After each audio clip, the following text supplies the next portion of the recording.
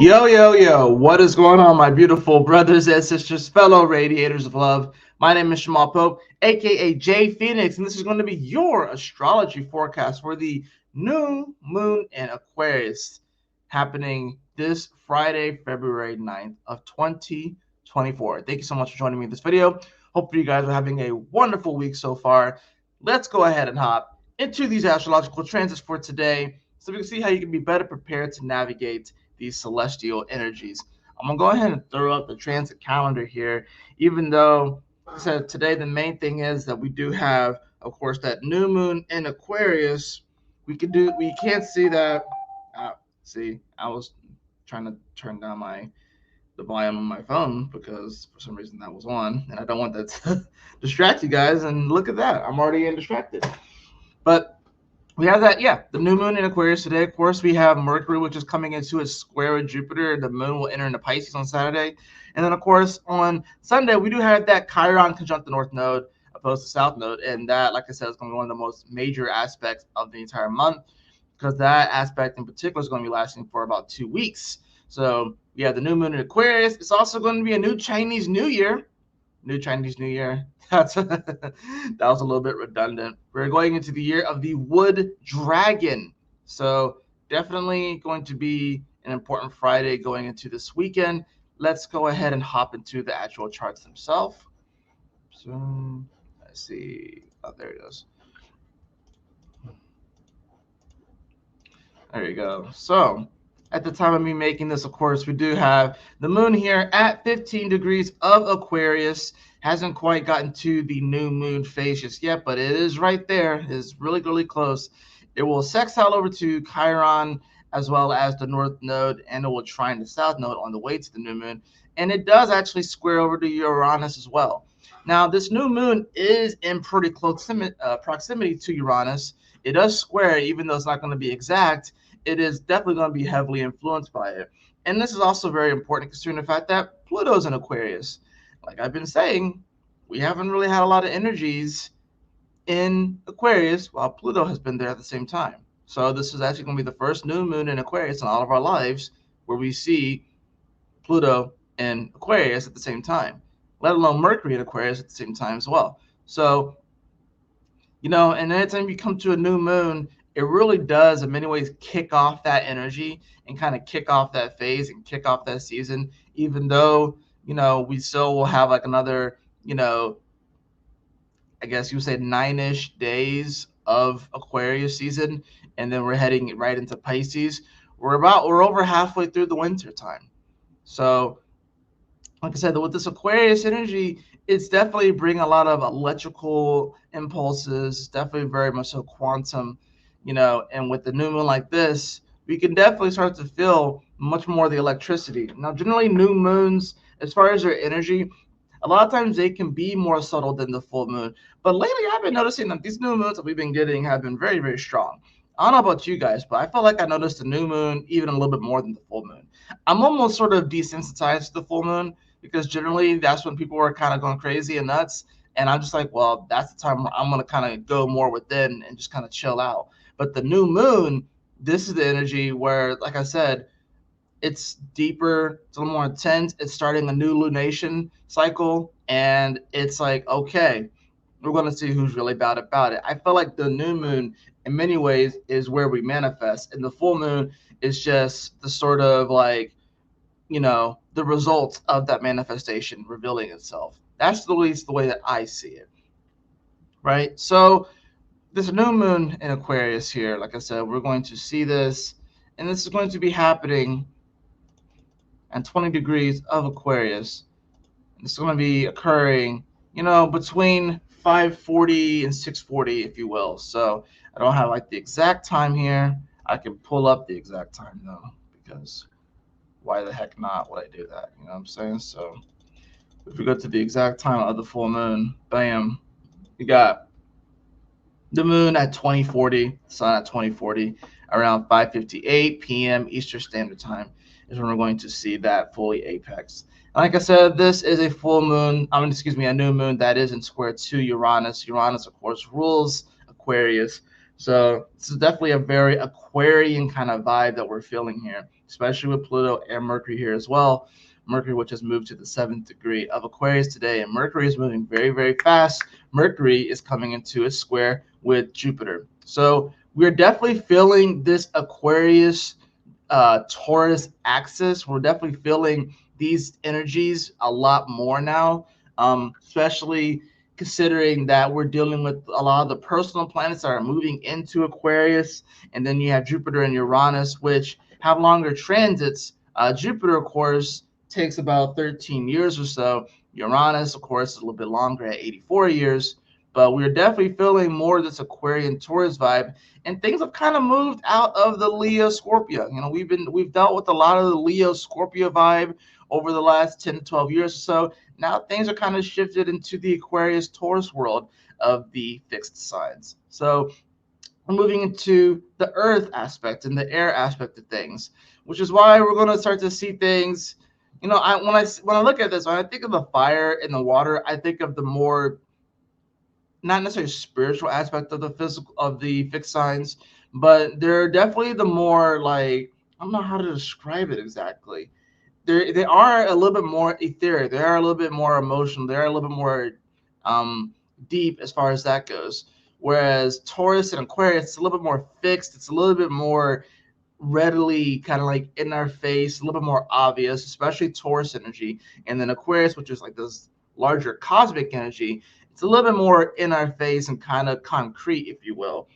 It's more concrete than fixed fire and fixed water. Fixed air and fixed earth, I would feel are a little bit more concrete. I guess you could say with fixed water, that's kind of like ice, but at the same time, it's still, I feel like with this Aquarius Taurus axis, we're going to be dealing with these energies a lot more over the next 10 to 15 years. We're gonna see, of course, Chiron moving to Taurus, right? We're seeing all these planets are moving towards these last few signs of the zodiac, and then of course at the beginning of signs of the zodiac, right? So Uranus is leading that charge as far as that goes, but Jupiter, of course, is going to catch up to Uranus, but not just yet.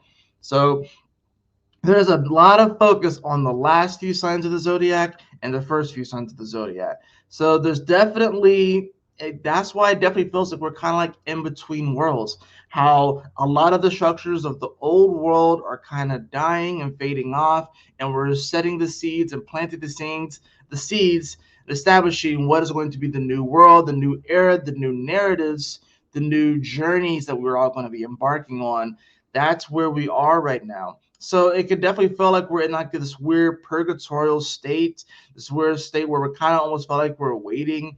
It does. I will say though that the last movie of this trilogy or whatever you want to call it of like the current era is underway. Like it's underway, but it is like the last movie, right? But like in the grand scheme of things, it does still feel like we are in a bit of a purgatory. Like we're kind of waiting for the new movie to start, but we have to get through like this last movie, you know. And it almost feels like, kind of feels like in Harry Potter, how they broke up the seventh book into two movies. And that's kind of what we were at. We like kind of went from like the first movie, now we're on the second part of the finale, if you will. So it feels like this weird in between space. It feels like we're like kind of moving forward to a new era, but we're kind of still dealing with the old world shit, you know. And like I said, with this new moon in Aquarius, it's giving us, of course, this opportunity to really start to manifest this greater cosmic understanding and deeper cosmic understanding.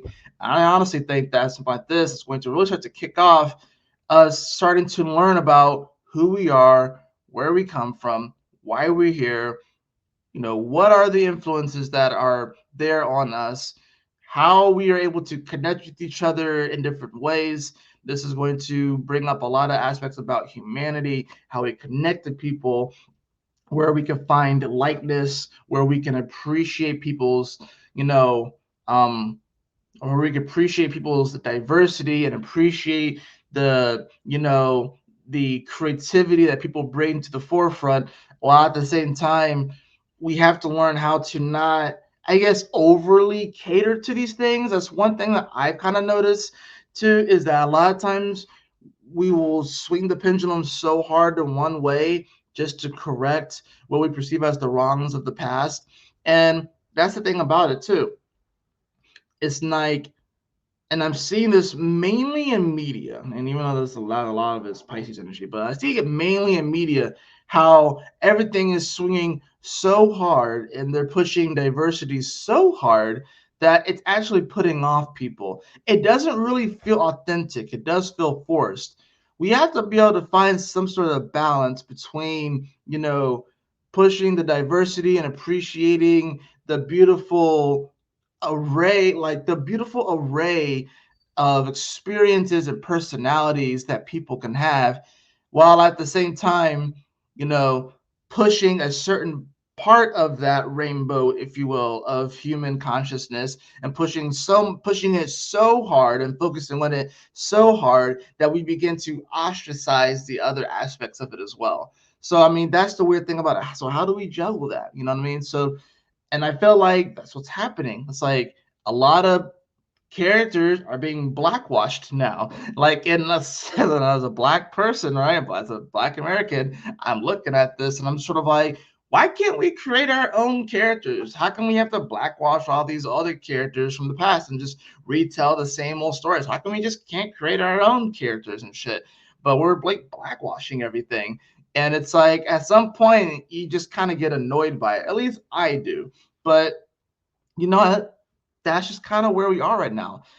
That a lot of that's to do with the Chiron North Node and Aries energy too. So it's like, remember, like this new moon here, this moon did sextile Chiron, it did sextile the North Node on the way to the actual new moon phase, right? So there are definitely opportunities to open up to not overly identify with our hurt and trauma, but to also take that and see it as a powerful source for us to create something new and for us to stand up and for us to be the leader in our own life and to not give a fuck, to be blunt, not give a fuck about what other people may think about us, that we're still going to act in according to our spiritual integrity, because that's really what this comes down to. It still comes down to your spiritual integrity, because there are people out there that don't give a fuck what people think, but they commit atrocities and they do things that aren't in spiritual integrity, so we have to learn how to, of course, strike that balance, be able to go within and be like, you know what, yeah, I still don't care what people think, but is this still in line with my spiritual integrity? Is it cool? Is it not? Okay, then. Well, then I need to put that aside and I need to look at something else, right? I think this is going to be a very powerful new moon, probably one of the more powerful ones I would think of the year, mainly because Pluto is there at the back. And it does feel like, as far as like this Aquarius energy, Pluto is sort of like this generator, that's feeding it this energy, if you will.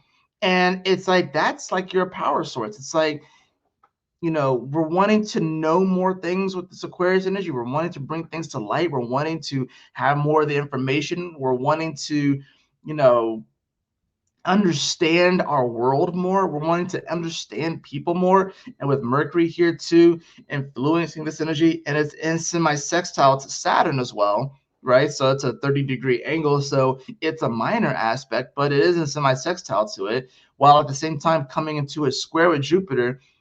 This is about, shoot, whether or not we can even communicate our values to other people and really expand upon that, whether or not we can communicate to other people what we truly see is in our spiritual integrity and spiritual alignment, and whether or not we can expand on that. The challenge, of course, here with Jupiter and Taurus is that, do we even believe in our own value? You know what I mean? Do we even believe in what we are saying and what we are communicating and what we are broadcasting? Because Mercury in Aquarius is very much so a broadcasting kind of energy. So we have to ask ourselves, first of all, the thing that we're broadcasting with the semi-sextile to Saturn, is it something that's in spiritual integrity? And then as the other part of this, of course, is the square with Jupiter. Are we able to communicate our value, and can we expand upon that and get excited about that and be jovial about it like Jupiter wants to do? Jupiter, of course, they talk about how it's the planet of expansion and fortune and good luck and all that sort of stuff. That's cool and dandy, but do you have the ability to see the fortune in situations that don't readily appear like they will provide that kind of fortune for you, just because it doesn't necessarily have the physical appearance of it. Can you still see the gold within these moments? This is about finding the silver lining in many ways. And I think a lot of people are looking for that silver lining in life right now. They're looking for that silver lining in life because it can seem pretty weird, it can seem pretty crazy. Like, I had a conversation with someone the other day who came into my shop, and she's going through a lot. I'm not going to disclose everything that she's going through, but she's going through a lot. And she's looking for the silver lining. It was right next to her. It was her friend. And I let her know through it. I was like, you have an incredible friend right here that's taking care of you. Aquarius is friendship. And this person was going through a lot, and she was seeking out my help to see if we had any products that could help her go and help her get through what she's going through. She was looking for the silver lining. And while I do believe that what I provided her would help her, it was really her friend there that was ultimately her silver lining, and what was I could see was helping her get through. And that's why I told her, I was like, you have an incredible, amazing friend right here. I just want you to know that. And it really touches my heart to see, such companionship here. And like, I got chills. I'm getting chills just thinking about it, because that right there is what's important. That right there is what people are looking for, you know? So this new moon, for a lot of people, hopefully will get people out of their shells so they can actually connect with people again. But people have been afraid to connect with people, especially over the last 3 to 4 years. People have been afraid to connect. We have to be able to get out of our own way and get this, like, discard these fears that we have of connecting with people, because when we come back down to it, like I said, Pluto's in Aquarius, when it comes back down to it, if I'm just being honest, because a lot of people are afraid to connect to people because they're afraid to die because of what's happened over the last 3 to 4 years. I get that. Newsflash, we're all going to die someday. We're all going to die someday, okay? Don't allow that fear to get in the way of you living your best life and connecting with people, which is what your spirit and what your soul really wants to do right now. Is it wants connection, it wants companionship, it wants to have a friendship, it wants to be able to do that, it wants camaraderie. That's what we are looking for right now in the world. We are looking for camaraderie.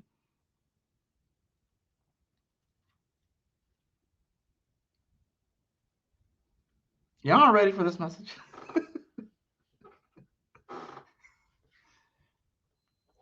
Y'all aren't ready for this message? So many people don't want that, or they're afraid of it.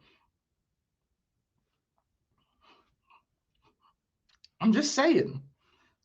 So many people would rather just be behind a screen and not actually connect with people, you know? And I think I think it's a bit of a travesty too. Hopefully we can move more into a world where we don't allow political differences to come in between camaraderie, religious differences come in between camaraderie. We should be excited and revel in the fact that if something makes someone's life better, then that's awesome. That's great. That's beautiful. And we should have the respect for each other to where we don't necessarily have to push these things on other people, but we just simply shine. And if someone vibes with our shine and then they try it out for themselves and it works, that's how we affect people, instead of going out and trying to control and dominate and try to convert other people. No, true conversion simply happens by you standing and sitting in your natural spiritual integrity and your alignment, and you living from your heart-centered truth. And that is the way that you truly affect people. It will become obvious to people. Your energy will become infectious. There will be no need for you to go out and to convert people, because you simply being you is what's going to convert people. That's where we are right now. And if you maybe disagree with maybe what someone's doing, maybe it's just that you disagree that it would be good for you. But if it's good for them and it helps them, cool. If it makes them happy, dandy. like one thing I'm noticing, of course, right now is that a lot of people are dropping off and leaving astrology and New Age spirituality and going back to Christianity. Well, I personally don't see that happening with me, but I still at the same time integrate a lot of those lessons because, of course, like most people in America, my background is Christianity, right? You know, but I integrate a lot of those principles still into what I do now because I do believe in God. I do believe in Jesus, believe it or not, too. I don't think that astrology and Jesus are diametrically opposed. They can't exist at the same time together. That's just what I believe, right? And I still talk about having grace on yourself, forgiving yourself. You don't have to be perfect and stuff like that. I think it's great to strive to be more in spiritual alignment and stuff, obviously, and being spiritual, have more spiritual integrity, and to, I guess, expand our consciousness, blah blah blah, whatever. But still, when it comes down to it, we're still human, right? We're still flawed. But yeah, I'm seeing people kind of drop off. Like one person I'm thinking in particular, I've seen her journey and everything like that, and she was an astrologer, and now she seems like she's like committed her life to Christ, whatever like that. And she goes to church on Sunday and everything. She seems genuinely happy, and I'm like, you know what? There's a part of me that's where I'm like, man, it kind of sucks that she's not really into the astrology and more doing that and stuff like that. But you know what? If that's what makes her happy in her life, who am I to say anything? I've seen some people come onto her post and start asking her questions about different things. And other people, of course, are cheering her on in her journey and her, her flowering into where she is at this stage in her life. You know what I'm saying? And I'm not going to disclose who this is. I'm just saying from like afar, I'm just noticing it. And I'm thinking like, I don't have anything to say. I'm not going to say anything. I'm going to let her live her experience. I'm happy that she's happy. You know what? And if one day that happens to me, it happens to me too. But for me right now, like this is what makes me happy. This is what makes sense to me. This is what's in alignment with me. We have to learn how to be able to do that. And we have to learn that we can actually commingle with people, but not necessarily have to be completely on the same spiritual path, right? Look at the glyph of Aquarius, right? It is two lines that kind of move with each other, but they are moving in sync with each other, right? They are moving in sync with each other. And I think that is one of the deeper realizations, one of the deeper esoteric meanings of this sign is that, your vibe does attract your tribe, but at the same time, like I said, you can move like this with someone, moving parallel with them. But it doesn't have to be like all like this. You know what I mean? You can have someone who is Christian and someone who's Muslim be best friends, and they don't have to try and convert each other, but they can have common ground somewhere to where their certain faiths are helping them to better their lives, and maybe they connect in other ways and other hobbies and stuff like that. But this whole idea that they can't commingle and they can't be best friends is bullshit. Or fucking a Republican and a Democrat just because they vote for different candidates that they can't get along and be on the same page and have a similar vibe and dance with each other and synchronize is bullshit. But we live in a world of divide and conquer. And so long as we live in this world of divide and conquer, we will never master the vibration of Aquarius. We will never master it. Shit, we've only have mastered Aries and Taurus, if I'm being real. And we are kind of sort of getting Gemini, but we haven't even gotten Gemini yet. And we definitely haven't gotten Cancer yet. We've only have mastered Taurus and Aries as a whole collective. Those are the only two that we have mastered. In Gemini, we're barely getting Gemini. Or we're kind of getting it. We're trying to skip ahead to like Cancer, Leo, Virgo, Libra, Scorpio. No. We've only mastered Aries and Taurus. Just saying. Just to give y'all like a little bit of a heads up on where humanity is at right now. We go through these different ages, but that doesn't necessarily mean that we have that we have mastered that particular sign. Just because we're going to the age of Aquarius doesn't mean that once we go into the age of Aquarius, oh, we've mastered Pisces. Hell, fuck no, we haven't. We have not mastered it yet. So this is going to be a new moon, like I said, in Aquarius, being that's at 20 degrees. Let's go ahead and just read the Sabian symbol for it, and then I'll go ahead and draw the cards. But let me see. Let me pull this up. Sabian symbol. Aquarius 20. Of course, it's probably going to go to 21. And then let's see. I'm going to stop that one, and then I'm going to present this one right here. All right, so a woman disappointed and disillusioned, courageously facing the future. Geez, is that not the vibration right now? This symbol shows the need to be courageous in the face of disappointment or disillusionment. The woman may have always thought that things would be different, but one day she wakes up to find that her dreams have not borne fruit, at least not yet.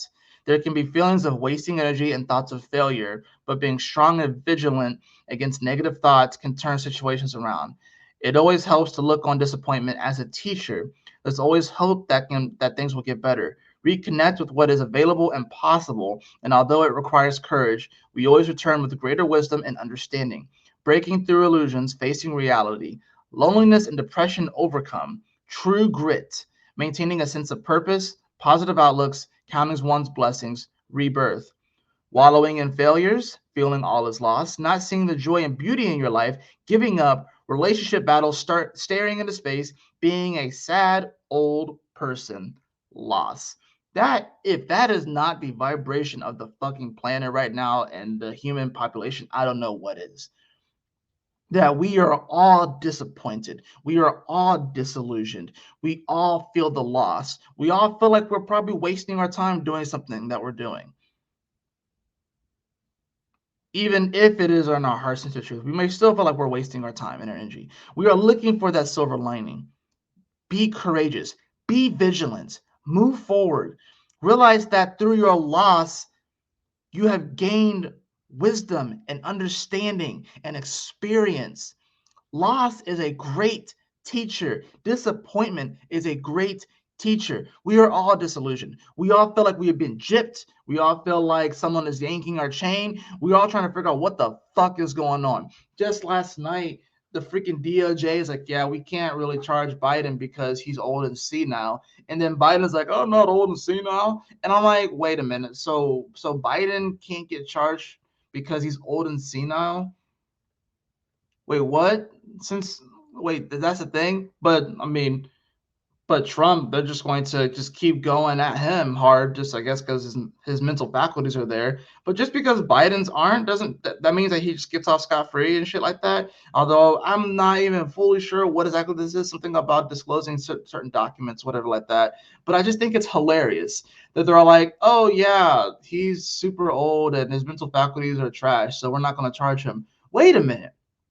If the DOJ said that Biden's mental faculties aren't there, why the fuck is he still president? How come we haven't removed him yet?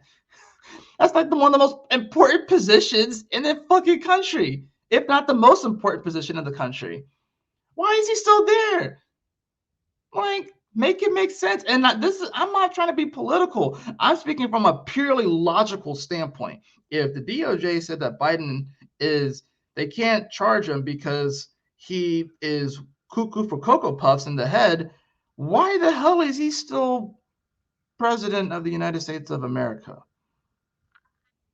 Disillusionment. It's austere, but we have to be able to find the silver linings of life. We have to be willing to maintaining that sense of purpose. I think that's really important. Maintaining the sense of purpose, positive outlooks, counting one blessings, rebirth. New moons are a rebirthing period in many ways, right? And through a birth, there's a manifestation, right? When you were born, you were manifested from your mother's womb, right? So that's the thing about this, people are wanting like a true sense of purpose. How many times I've talked to people over the last 6 months, people that have left the corporate world to pursue their dreams and their own thing. And yeah, they may not be making, and almost all of them made more money in their corporate jobs. Pretty much like 99% of them made more money in their corporate jobs. They left it. Didn't give them a sense of purpose. They might have made the money and stuff like that. They might have had the car, the house, they might have had all that sort of stuff, money in the bank, but it didn't actually fill them up. Reconnect with that, with what is available and possible. Although it requires courage, we always return with the greater wisdom and understanding. Reconnect with what's available. Reconnect with your blessings that you have right here, right now. And yes, continue to put in the work.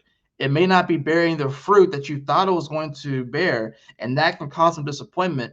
But if you throw in the towel now, you may regret it later. That's kind of one of those things. That's kind of the way that I'm doing this.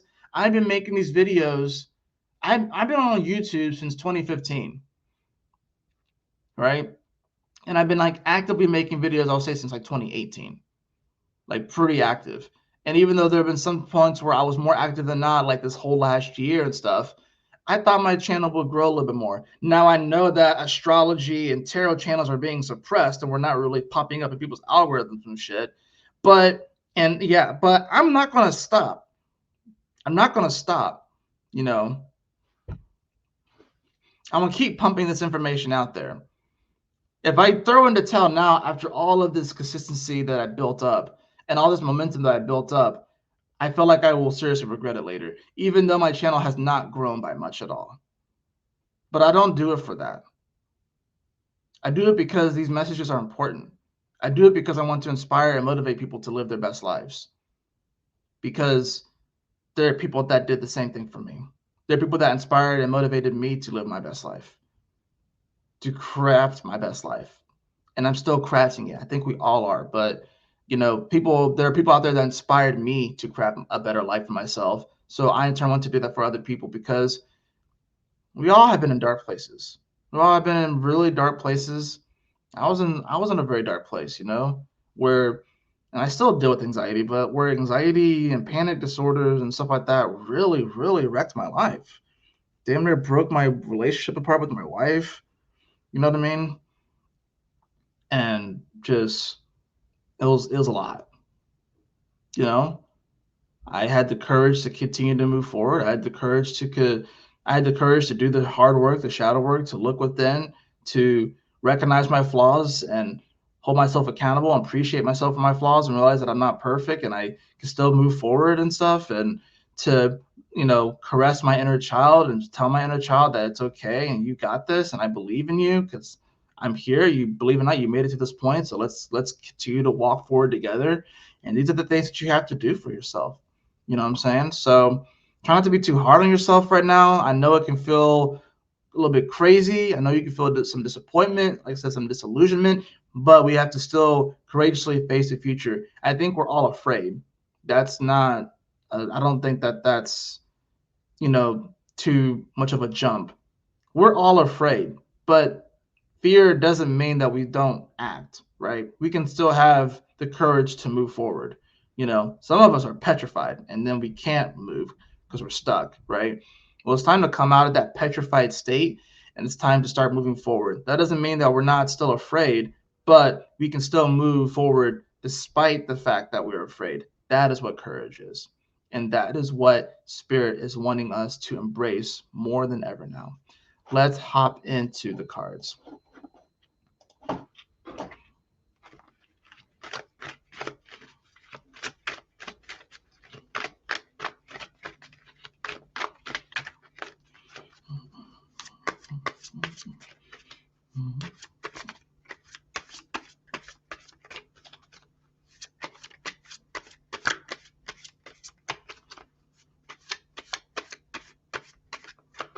All right, let's see what we got for this new moon in Aquarius for you guys. Ooh, I love this. We have the Ace of Wands. New beginnings, a new spark, new creative potential, initiating a project. I love this. This is beautiful. That's the thing. You have the courage to move forward. You have the power within you. It's time to initiate. We have that followed by the Magician card in reverse. So I think this really comes down to whether or not we really trust our own gut and trust our intuition to be able to wield the elements in this way and be able to manifest and craft our world in a beautiful way. I think with the Magician card in reverse, maybe we feel like we kind of have crafted and manifested things that maybe aren't fully aligned with what we want or what we thought was going to, I guess, proliferate or come to pass, if you will. But like I said, this comes down to trust. You know what I mean? I think the Magician card here is saying that, maybe we've lost some battles in the past. You know what I'm saying? I've been watching, of course, I've been watching Fairy Tale a lot lately, and the people in there that can wield magic, they're called wizards, of course. And this just kind of reminds me of, a wizard like Natsu, like maybe he lost the battle, but he still gets back up. Just because you can not get knocked down doesn't mean that you don't get back up and you fire up, and you get fired up, you know what I mean? So it's like you get up no matter how bad of a beating sometimes life presents to you and gives you, you know what I mean? So it's like you get up regardless, This is about whether or not you can trust that you have the ability to get up when you've fallen, right? We have the bottom of the deck. Well, look at that. We have the Knight of Wands. There's fire energy all over this. The Knight of Wands has the courage to move forward, has the courage to face his or her fears, right? I love this. It's beautiful. You have the courage to face your fears and to move forward. There's a silver lining there. And yes, there is still magic in the world. And yes, you are still magical. Yes, maybe that particular spell, maybe you casted it weird and maybe it didn't come out exactly the way you thought. You know what I mean? And then that can happen. It can happen, and that's okay. I think we have to still embrace the losses, the mishaps, embrace, the things that have gone awry and see the lessons in those things, right? And that's really where the Magician card here is really teaching us still, is that there is still a lot of lessons that can come through loss and losing something. So we don't want to overly identify with that. And that's the tricky part with this, of course. We don't want to overly identify with it, because if we overly identify with it, then we just stay stuck in the past and we can never move forward. So I have the card of Magenta. There's a lot of reds, a lot of fiery energy with this one, which is very, very interesting too. So connect to your deepest inner knowing. I love that. Connect to your deepest inner knowing. I'm going to leave it at that because I don't really want to talk too much about that particular card, because I want you to have your own authentic experience with that. But yeah, connect to your deepest inner knowing. What does that mean for you, beloved? That is going to do it for your new moon in Aquarius astrology forecast for this February the 9th of 2024. Thanks so much for joining me. If you enjoyed this video, if this helped you, if this assisted you, or I trust that it does, please like, share, and subscribe. I definitely appreciate it. If you'd like to have a personal reading with me, beloved, you can follow the link in the description below to my website, jphoenix.com. And as always, y'all take care, stay blessed, have a wonderful new moon in Aquarius Friday. I will see you all on the next astrology forecast. Peace out.